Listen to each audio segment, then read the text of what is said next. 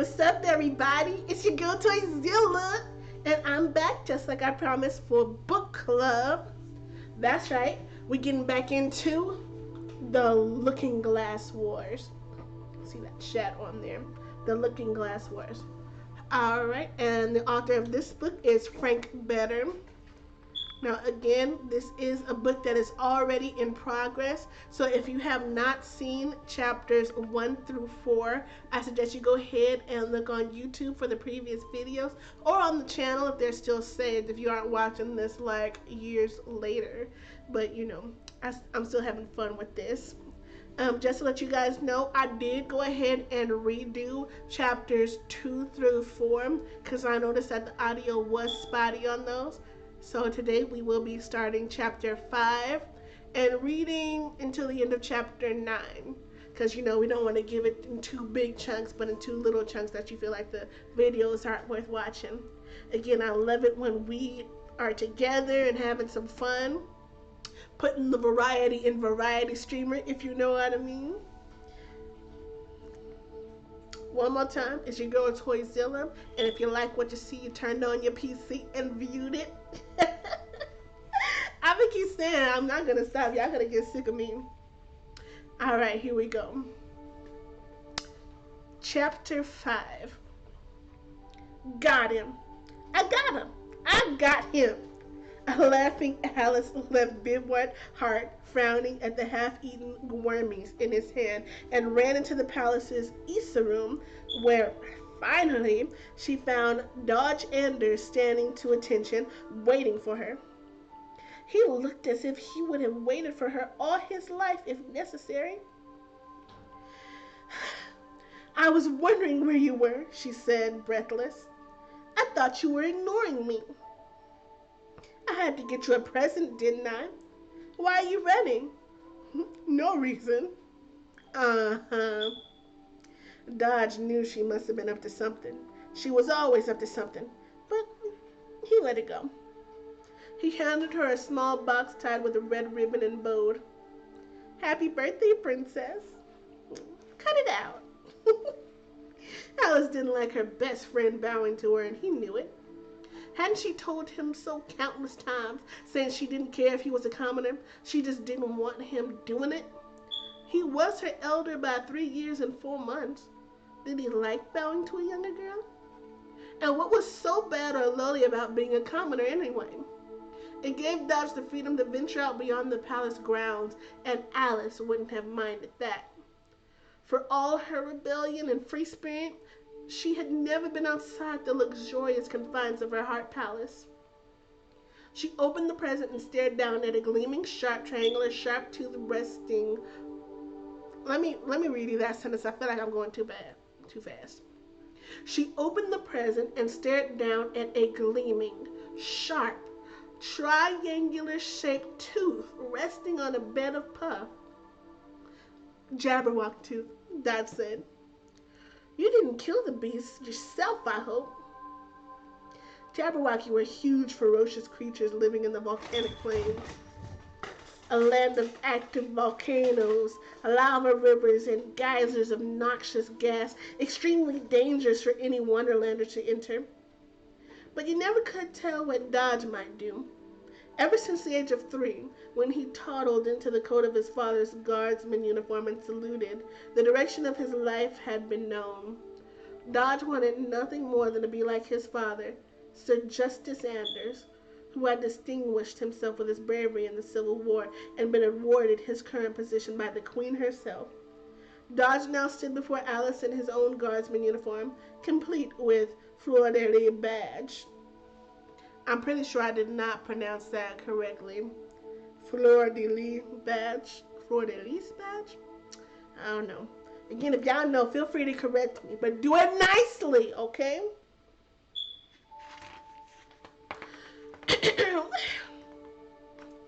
No, I didn't kill the Jabberwock, he said. I bought that in the shop.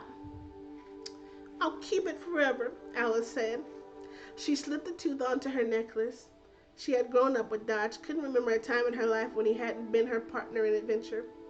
By her bed, She kept a holographic crystal that showed him, at 4 years old, kissing her cheek as she sat in her royal baby carriage. Officers of the court stood frowning in the background. What their problem was, Alice never stood. What their problem was, Alice never understood, but she cherished the crystal all the same. Dodge became embarrassed whenever she showed it to him, so she showed it to him often. Aww. He knew why the court officers were frowning, the importance of class distinctions, of consorting with your own kind. Alice might not care about such stuff, but Sir Justin had explained the situation to his son, and Dodge understood that the part of being a successful guardsman meant abiding by what was considered proper, by not allowing his affections for anybody, especially Alice, to compromise this duty. You can never marry the Princess, Dodge, Sir Justice had explained, sympathetic, even a little proud that the princess had taken a liking to his son. She will one day be your queen. You can show your affection by serving her to the best of your ability, but she has to marry someone from a suit family, and Jack of Diamonds is the only boy of proper rank close to her age. I'm sorry, Dodge, but you and the princess, it's not in the cards. I understand, Father, but this had been only half true. Dodge's head understood. His heart did not. Don't you have to practice any military exercises? Alice asked now. I can always use more practice, my princess. Stop calling me that! You know I don't like it! I can never forget what you are, my princess. Alice clicked her tongue. Sometimes Dodge's seriousness could be tiresome. I have a new military exercise for you, she said. We must pretend we're enjoying ourselves at a party. Music is playing, there are mounds of delicious food, and you and I begin to dance. She held out her hand. Dodge hesitated. Come on. He put an arm around Alice's waist and moved with her in gentle circles. He had never touched the princess before. Not like this. She smelled of sweet earth and powder. It was a clean, delicate smell. Did all girls smell like this, or only princesses? A potted sunflower in the corner of the room began to serenade them. This isn't a military exercise, he said, making a weak attempt to free himself. I order you not to go anywhere. While we're dancing, Red and her soldiers crash into the room. It's a surprise attack. People are screaming and running. People are dying. But you stay calm. You promised to protect me. You know I'd protect you, Alice. He felt warm all over and a little dizzy. He was holding the princess close. He could feel her breath on his cheek. He was the luckiest boy in the queendom. And then you battled Red and her soldiers. He didn't want to let her go, but he did, brandishing his sword. He jousted this way and that with his imaginary foes, spinning and ducking in imitation of Hatter Madigan, whose military workouts he often watched and studied. And after many close calls, Alice narrated, your life in danger every second, you defeat the soldiers and stab your sword into Red. Dodge looked the picture of intensity as he plunged his sword into the air where he envisioned Red to be. He made a show of eyeing his handiwork. His vanquished foes littered on the ground before him. He returned his sword to its scabbard. I'm saved, Alice continued, but I'm shaken by what I've just witnessed. You calm my nerves by dancing with me. The sunfire in the corner again began to serenade. Without hesitation this time, Dodge took Alice and spun her about the room. He had loosened up despite himself, despite what he knew his father would think of his behavior. He was reveling in feelings he should not have allowed himself to feel. Will you be my king, Dodge? If it pleases you, princess, he said, trying to be nonchalant. You there! Clean my boots! A voice shouted from the corridor. Servant, do my bidding! Dodge immediately stepped away from Alice, stood stiffly to attention. Wash my waistcoat, make my bed, powder my wig, the voice shouted. 10-year-old Jack of Diamonds, heir to the Diamond family estate, marched into the East Room. He stopped when he saw Alice and Dodge. What are you doing? Alice asked him. I'm practicing being a royal personage. What does it look like I'm doing? Jack of Diamonds would have been a handsome boy if not for his bullying personality and for the fact that he had the biggest, roundest rear end, roundest rear end in Wonderland. It looked like he carried an inflated cushion in the back of his trousers. He also had the silly pretension of wearing a long white powdered wig because he'd heard that the well-to-do in other worlds wear powdered wigs. He eyed the discarded box and ribbon on the floor. He eyed the Jabberwock tooth hanging from Alice's necklace. The question is, he said, what are you two doing? Neither Alice nor Dodge answered. Playing mushy love with the princess, are we? He laughed and approached Alice, touched the Jabberwock tooth hanging in her throat. Leave that alone, Dodge warned. Sweet princess, when we're older and you're my wife, I'll give you presents of diamonds and more diamonds, not the rotten teeth of stupid animals. Just go away, Alice pleaded. Leave her alone, said Dodge. I mean it. Jack of Diamonds turned to face his son of a guardsman. He put a finger to his lips and pretended to be deep in thought. Let me see now. Oh, I've got it. Eeny, meeny, miny, moo. I'm more important than you. Dodge flung out his fist and knocked Jack to the floor. Let him splay there with his wig askew, looking not at all like a person of high rank. Dodge braced himself for a fight, but Jack scrambled to his feet and ran out of the room and down the corridor towards the royal gardens. We have to get out of here if we don't want to be in trouble, Alice said. He'll tell his father on you. It wasn't at all the sort of thing a guardsman should do, but Dodge grabbed Alice's hand and led her to a life-size sculpture of Queen Isa, Alice's great-grandmother. He pressed on the ruby at the front of Isa's crown, and a door in the wall appeared, opening onto one of the many servants' tunnels that ran under Hart Palace. Where are we going? Alice asked. You'll see. Hand in hand, they raced off down the tunnel, past guardsmen headed to their watch posts, past servants carrying platters of jolly jellies, fried wonder crumpets, and tarty tarts. Chapter 6. I'm really liking this so far. This is good. If you're a queen, even the most light-hearted conversation on a festive day can lead to a discussion of troublesome topics. In the royal gardens, Genevieve found herself talking to the Lady of Clubs and the Lady of Spades about the unwelcome influence of black imagination societies on Wonderland's youth. I hear they drink Jabberwocky blood, said the Lady of Spades. Well, I think it's disgusting that the children today take for granted the peace and harmony that currently exists in the queendom, declared the Lady of Clubs. It's as if they want to destroy the current state of things just for the sake of destroying it. We have members of the millenary working undercover, infiltrating many of the groups, Queen Genevieve informed them. Really?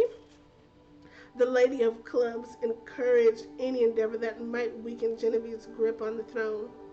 She smiled at the Queen and decided, not without reluctance, to end her sponsorship of black imagination societies. It was as she came to the determination that Jack of Diamonds, running along a heart-shaped passage toward the gardens, suddenly found himself lifted off his feet, his wig again knocked askew. He wriggled to get free, his feet pedaling the air. What's the rush, little fellow? Asked Bibwood Hart.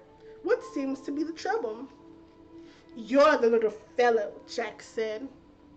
Well, in the grand scheme of the cosmos, I am a little fellow.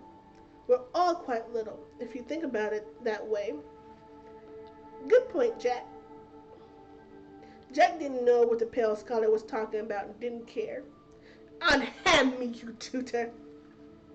With his feet once again on solid ground, trying to right his wig but succeeding only in turning it almost completely backward, Jack of Diamonds explained how he had been minding his own business when all of a sudden Dodge jumped out from behind a bookcase, knocked him to the ground, and dirtied his pantaloons. Jack had only meant to rescue the princess whom Dodge the commoner had been trying to kiss, and now he was on his way to tell his father and Queen Genevieve so that they'd deport Dodge to the Crystal Mines, which surely wasn't too great a punishment for such serious crimes. Those are serious crimes, agreed Bib Hart. But Jack, don't you think it's time you started handling the responsibilities of your rank? The boy grew suspicious. Maybe. At your age, you shouldn't need your father's help administering punishments. I will hunt out the culprit and bring him to you. Go and enjoy a nice bit of tarty tart and say nothing of this terrible incident to anyone until I return. You will surprise the queen with your judicious punishment of Dodge, I'm sure. Bibwit watched the boy strut up the passageway, his round ring jiggling left, right, all the way to the royal gardens. With his ultra-sensitive ears, Bibwit Hart had heard everything that had happened in the East Room. Only when he was positive that Jack would say nothing of the trifling matter to the Queen or the Lord of Diamonds, only when he heard the boy greedily munching on a tarty tart did he set out after Alice and Dodge. Cocking his head, as might a dog hearing a strange high-pitched noise, he listened to far-off sounds. He heard a husband and wife discussing their upcoming safari in outer wildebeestia. He heard a shopkeeper turning up his accounts 3 streets away. And then he heard a mishmash of humble voices. Using his hearing as a guide, he made his way out of the palace.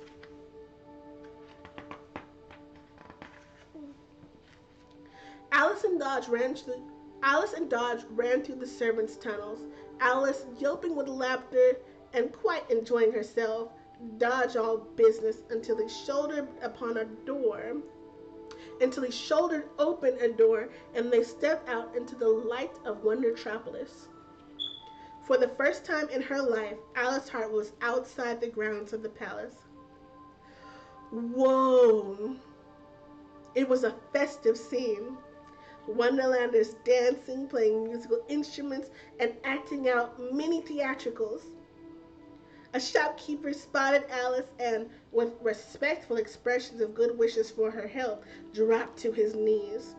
Seeing who was among them, Wonderlander after Wonderlander followed his example, and, in less than half a minute, Alice and Dodge were standing at the center of a bowing, reverent audience.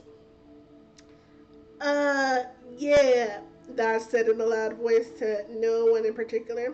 She looks a lot like Princess Alice, doesn't she? But her name's Stella. She's nobody. The Wonderlanders lifted their heads and turned to one another. How could this beautiful girl with her soft eyes and her black hair styled like the princess's not be Alice Hart?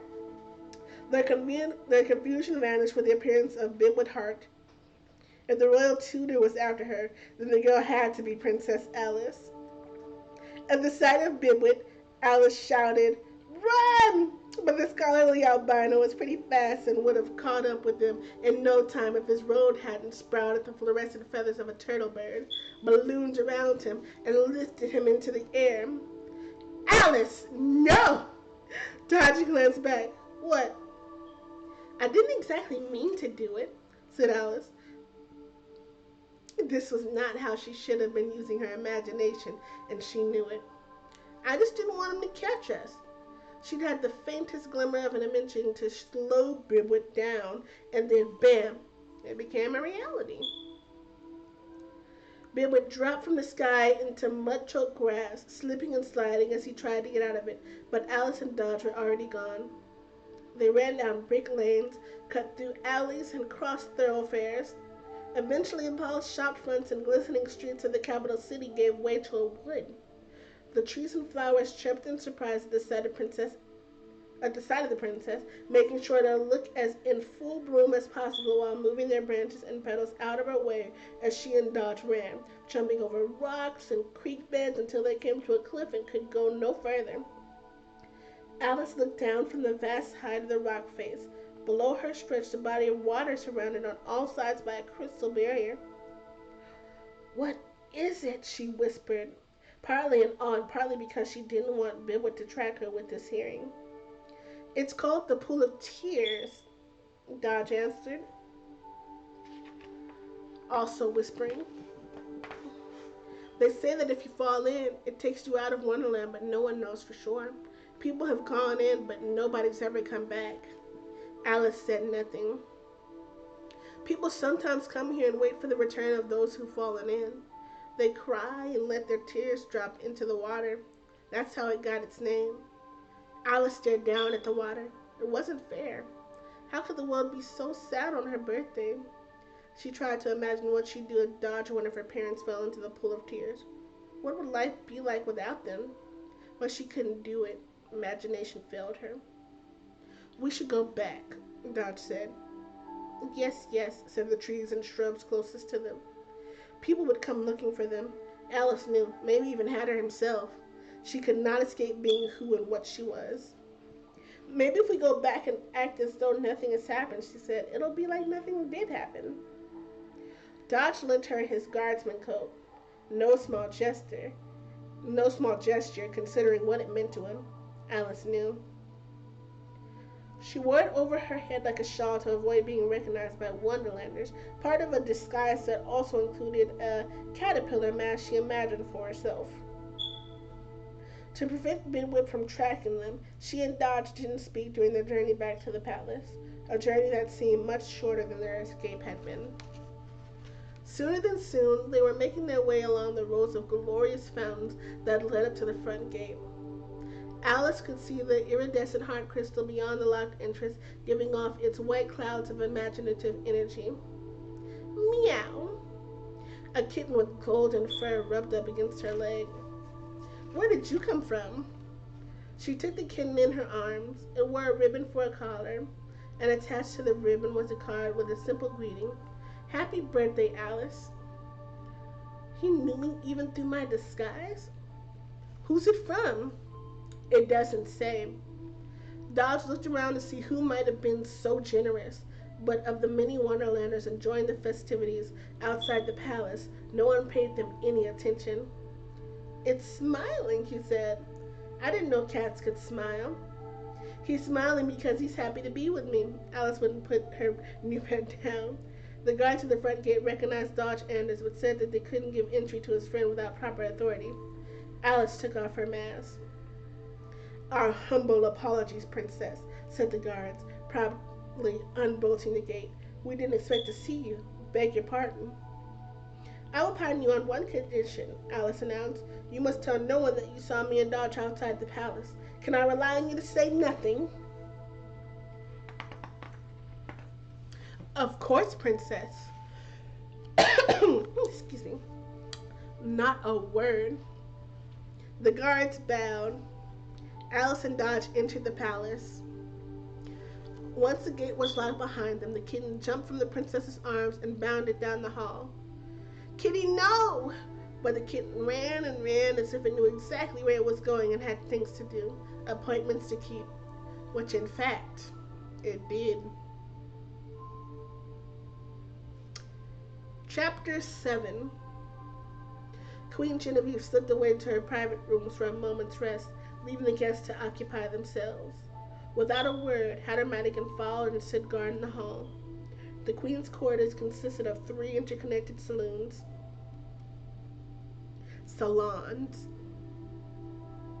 One of these was filled with overstuffed couches and giant pillows to swaddle Her Highness in lazy comfort. Another was a dressing room storehouse for the Queen's many royal outfits. And the third was a bathroom, outfitted with tasseled curtains made of fabric more voluptuous than any found outside the queendom.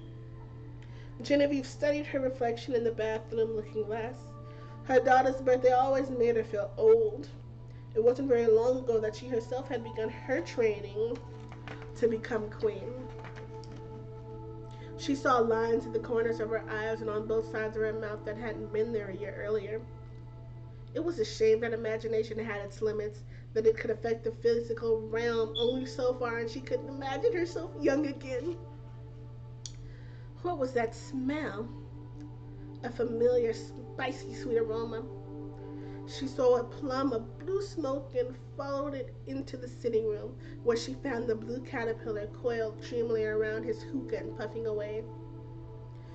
Ordinarily, Genevieve would have been angry to discover anyone, let alone a giant larva, in her private sanctuary without having been invited. But the caterpillar was no ordinary giant larva. There were 8 caterpillars in Wonderland, each a different color. They were the great oracles of the region. Already old at the dawn of the queendom, they served the heart crystal and didn't much care who occupied the throne so long as the crystal remained safe. It was said that they could see the future because they refused to judge it, but lately more and more members of the suit families were shrugging off the caterpillars' prophecies, claiming our reliance on them was nothing more than silly superstition, a remnant from more barbaric times. The caterpillars didn't actively interfere in the workings of the government or in the rivalries among the suit families, but they weren't above letting Genevieve glimpse the future if it concerned the safety of the heart crystal, so that she might take action to protect it. "Thank you for coming today, Caterpillar," she said. "It's an honor to play host to one so wise. We are humbly grateful, especially Alice." "Ahem, grumbled the caterpillar, exhaling a cloud of smoke. The smoke formed the shape of a butterfly with extended wings, then metamorphosed into a confusion of seams. Genevieve saw a large cat grooming itself. She saw what looked like a lightning bolt. She saw Red's face. Then the smoke again formed the shape of a butterfly. The butterfly folded its wings, and Genevieve awoke on a couch with the smell of stale tobacco in her nostrils. The caterpillar was gone. Hattie Madigan and a walrus in a tuxedo jacket 2 sizes too small were standing over her. "You must have fainted, madame," said the walrus butler. "I will get you some water, madame." The walrus hurried out of the room. The queen remained silent for several moments. Then the blue caterpillar was there. Harry Madigan frowned and put a hand to the brim of his top hat. His eyes scanned the room. "I'm not quite sure what he showed me," Genevieve said. "I will inform General Doppelganger and the rest of the millenary. We will prepare a defense for whatever's coming." Just once, Queen Genevieve would have liked to relax the watchful vigilance she was forced to maintain every hour of every day to ensure Wonderland's safety. The caterpillar's prophecies were always so vague. Sometimes their visions reflected only possibilities, the dark wishes of those who never planned to carry them out. But she couldn't take a chance, not when it concerned Red. "Make sure not to alarm our guests," she said. "Of course." Hatter bowed and left the room. Genevieve was lucky to have such a bodyguard. Hatter Madigan could swing a blade, or several at once, faster and more accurately than anyone alive. He was nimble, acrobatic. He could flip and tumble through the air without getting hit by a single cannonball spider and an onslaught of cannonball spiders. But even with all of his skill, he could not protect the queen forever. How could he have known that the precautionary measures he was about to take would prove useless? That it was already too late.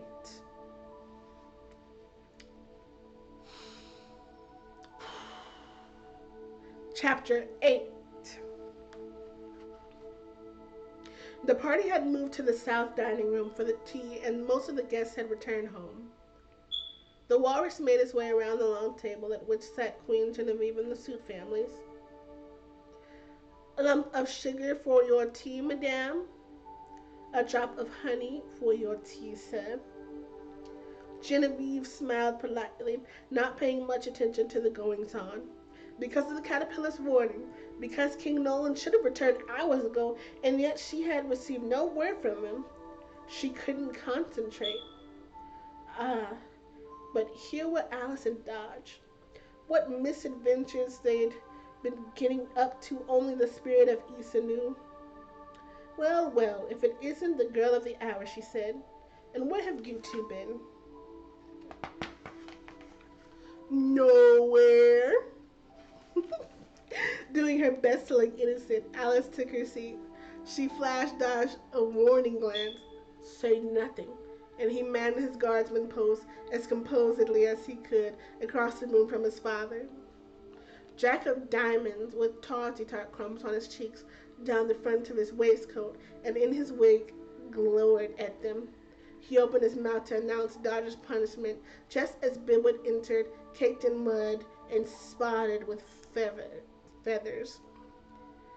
Bidwood, gasped Queen Genevieve, what happened to you?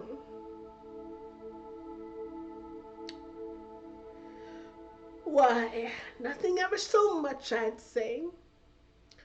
My robe took on certain, how shall I put it, birdish properties, and I found myself floating in the air. Happily, I soon fell into some mud, from which it took a bit of ingenuity to free myself. Queen Genevieve blinked a moment. Alice. I didn't mean to, Alice said. Things just started happening. Jack of Diamonds leaped up on his chair and pointed a stubby finger at Dodge. He dared strike my royal person and he kidnapped Princess Alice. And you can see by the dirt on their shoes that they left the palace. I demand that the commoner be deported to the Crystal Mines. The Seed families all started talking at once, grumbling their displeasure, wafting in disbelief. Everyone, please calm down, said Queen Genevieve. Bidwood, is this true? Not precisely, answered Bidwood, but I'm afraid the children did leave the palace grounds momentarily. Dodge Anders, bellowed Sir Justice. You get over here right this minute. Yes, sir. The Crystal Mines, Jack insisted, biting into a tart and spewing a mouthful of crumbs into the Lady of Spades' hair.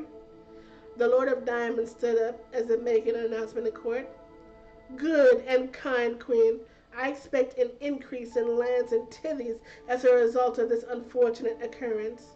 My family's name has been tarnished beyond recognition by my son's treatment at the hands of this boy, he gestured at Dodge. The Lady of Clubs whispered into her husband's ear. His family's name suffered more harm from his own boy than any other. The Lord of Clubs snorted with laughter. Hear, hear, demanded the Lord of Spades, rising from his chair. If the diamonds receive more land and money, so do we. Queen Genevieve was getting a headache. There will be no increase in lands or tithes for anybody. The families protested, their voices rising in heated debate. Alice's kitten trotted into the room. My cat, Alice cried. The room went quiet. Queen Genevieve said. But that was all she got out before a deep rumbling shook the palace. Goblets of chandeliers trembled, and the kitten began a gruesome transformation. Its limbs stretching and expanding until it stood on two muscled legs, its forelegs having become two lean and powerful arms, and its front paws thick with claws as sharp and long and wide as butcher's knives. Its face remained cat-like, with a flat pink nose, whiskers, and slobbery fangs. This was no adorable little kitten. This was the cat, Red's top assassin, part human, part feline. Before General Doppelganger or Sir Justice Anders had time to act, before even Hatter Madigan could tumble into blade-spinning action, there came shouts and an explosion from outside the dining room. The heavy double doors blew apart, a wall crumbled, and a horde of red-scarred soldiers charged through the blasted opening with swords raised. Standing amid the crumbled stone and splinters of wood was a nightmare version of Genevieve, a woman Alice had never seen before. "Off with their heads!" the woman screamed. "Off with their stinking, boring heads!"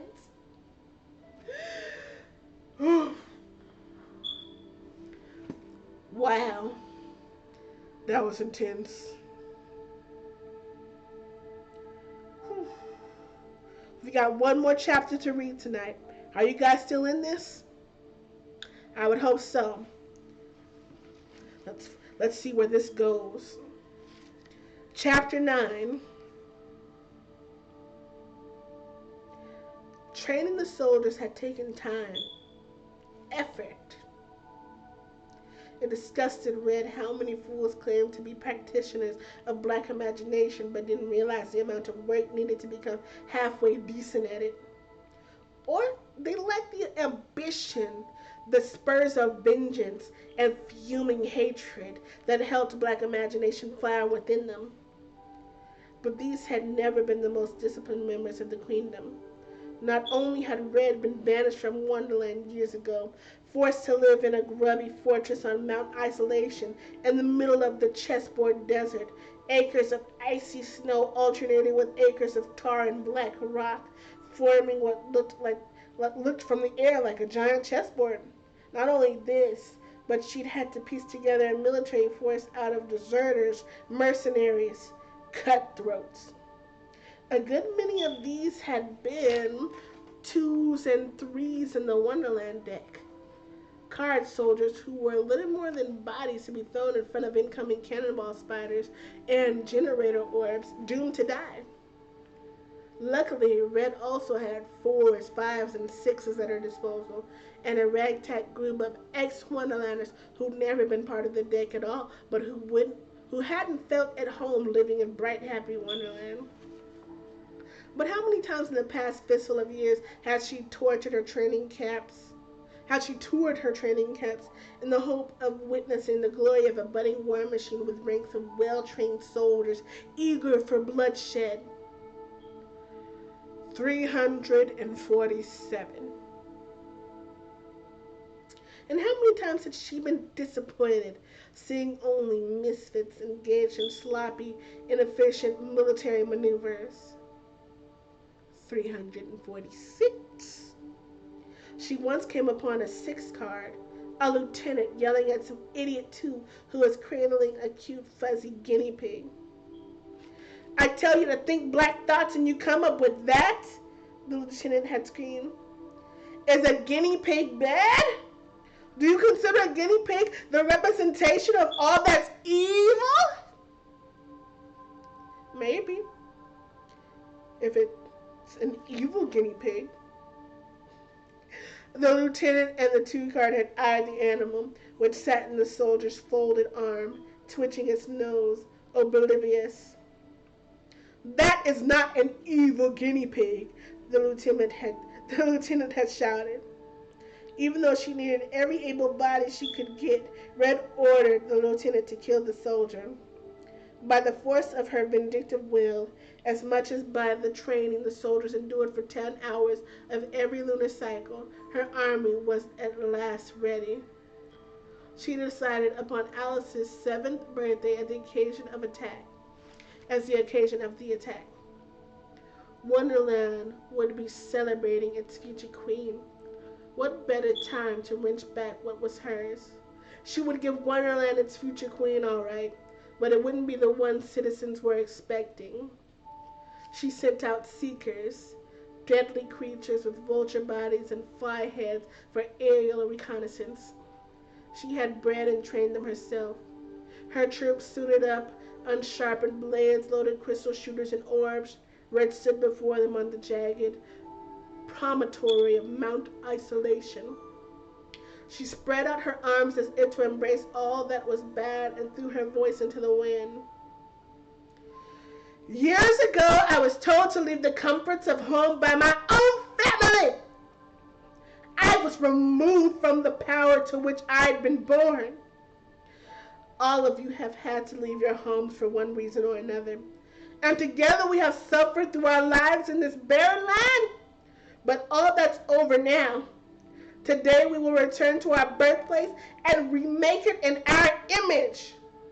Which is to say, my image. Today we will make history. But, and here she scowled down at her troops massed before her at the foot of the mountain. If there be any doubters among you, any who are unsure of their willingness to die for my cause, let them step forward now. They will be excused from this day's battle until they are ready to fight, and they can enjoy a nice cup of tea. Red then did an extraordinary thing. She smiled.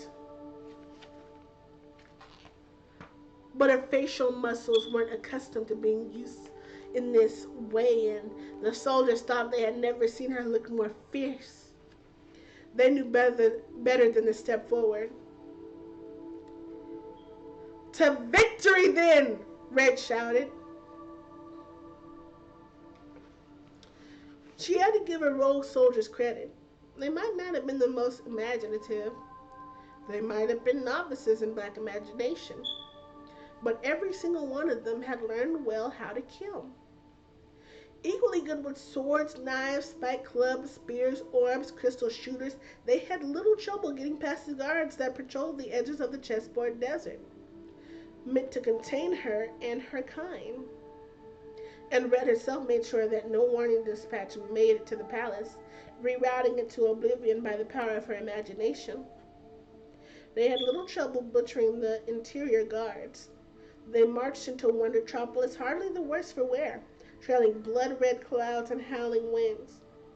At the sight of them, Wonderlanders who had been celebrating only moments before abandoned their games and ran off to what security their homes afforded.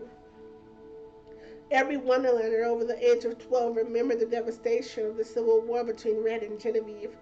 They knew why Red had come. The palace appeared in view. The heart crystal, the only bright light in the gloom Red had brought with her. She ordered her troops to surround the palace. In her imagination's eyes, she saw her most formidable henchman in the form of a kitten, padding silently along heart-shaped halls, past watch posts where guardsmen said, "Hey, look at the cute cat," and "Here, kitty, kitty." Mother Kitty was on a mission and didn't stop. He approached the security oversight room and transformed himself from feline to assassin. The cat smashed through the locked door, surprising the 5 guards lounging by the controls and monitoring crystals. With a few swings of his powerful arms, he flung them down like so many rag dolls, leaving them slumped and bleeding on the floor. He ripped the master key from the waistband of the highest-ranking guard and inserted it into the security console.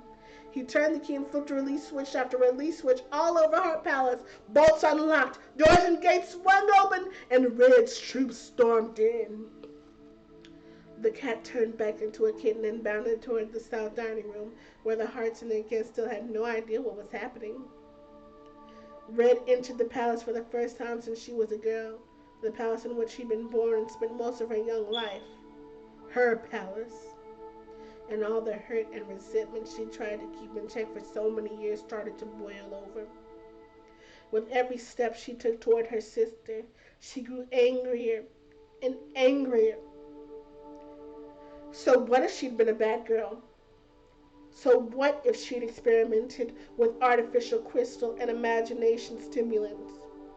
So what if she'd never cared for justice, love, duty, to the people, blah, blah, blah? She was her own person. Why couldn't her parents have respected that and left her alone instead of trying to turn her into the princess she could never be? Why couldn't they have loved her for who she was? The time she was removed from succession to the throne came back to Red with the full force of its heart-stopping gall. The ever-wise Queen Theodora announced that she could not allow such an unruly daughter to have queenly power. Genevieve was to be the queen instead of her. Red's features immediately began to change, to twist and sharpen. So potent was the fury within her. She had always been prone to jealousy, rage, and bitter hatred, but now she had fuel for all three to last a lifetime, and she cultivated them until, abandoning herself to her wrath, she slipped into her mother's dressing room. Even you cannot take away what is mine by birthright. She snarled and placed a deadly pink mushroom on her mother's tongue. Fed by the queen's saliva, the roots of the fungus worked their way down the sleeping sovereign's throat and strangled her heart.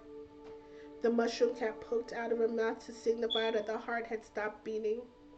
As for her father, she let him live. Weak, useless man that he'd always been. After the murder of his beloved Theodora, Timon went insane, chatting to his dead wife and shuffling aimlessly through the palace. And Red would have been queen. She would have ruled with all the innate power she possessed, if not for the presumption of her sister. It was almost laughable.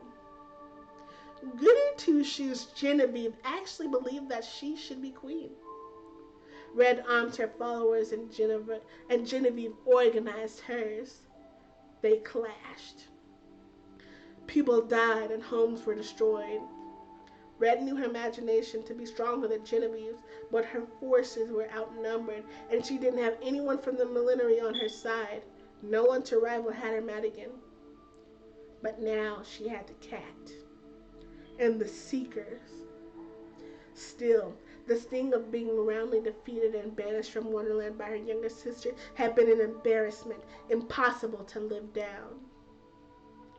Seething with anger, Red strode toward the south dining room, paying no attention to the explosions going off to the left and right of her, the palace guardsmen falling dead at the hands of her soldiers. An orb generator detonated directly in front of her, but without slowing her pace, she walked through the smoke and flames. She stood in the ruins face to face with her sister at last and screamed her head off. She would kill them all.